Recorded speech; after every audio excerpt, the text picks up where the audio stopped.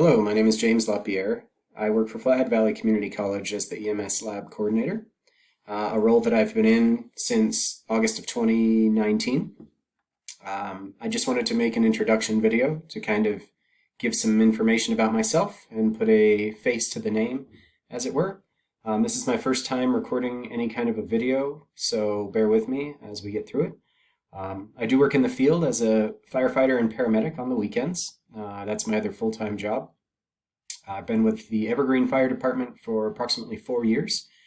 Prior to that, I was a substitute teacher in the Valley for about 8 years and a wild river guide working on the Flathead River system, primarily in the Great Bear Wilderness. So I bring a substantial amount of knowledge related to recreation and education in the Flathead Valley, and I look forward to meeting each and every one of you. So thank you, and